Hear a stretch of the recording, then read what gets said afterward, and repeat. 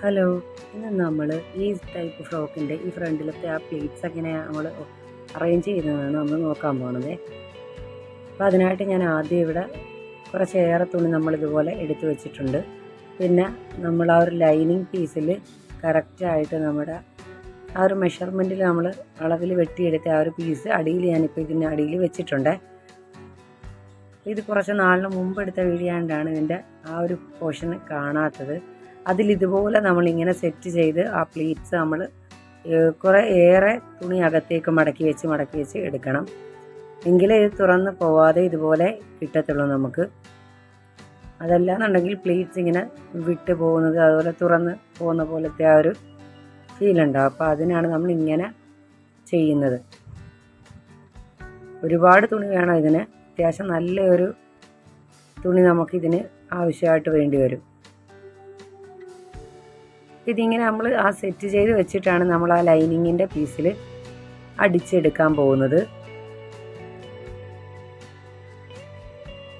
ലൈനിങ്ങിൻ്റെ പുറത്തേക്ക് ഇങ്ങനെ നമ്മൾ ആ ഒരു കറക്റ്റ് മെഷർമെൻറ്റിൽ വെട്ടിയെടുത്ത ലൈനിങ്ങിൻ്റെ പുറത്തേക്ക് വെച്ച് ഇങ്ങനെ ചെയ്യുമ്പം നമുക്ക് കറക്റ്റായിട്ട് തന്നെ ആവശ്യത്തിന് പ്ലീറ്റ്സുകളൊക്കെ ഇട്ട് കൊടുത്ത് ചെയ്താൽ മതിയാവും. അപ്പം ഞാൻ വേണ്ട ഇതുപോലെ ഇനി തയ്ച്ചെടുത്തിട്ടുണ്ട് ലൈനിങ്ങിൻ്റെ പുറത്ത് വെച്ച്. ഇനി ഇത് നമ്മൾ ആ എക്സസ് വരുന്ന തുണികളെല്ലാം കട്ട് ചെയ്തെടുക്കണം. എന്നിട്ടാണ് നമ്മൾ ബാക്കി പോർഷനൊക്കെ പിടിപ്പിക്കുന്നത്.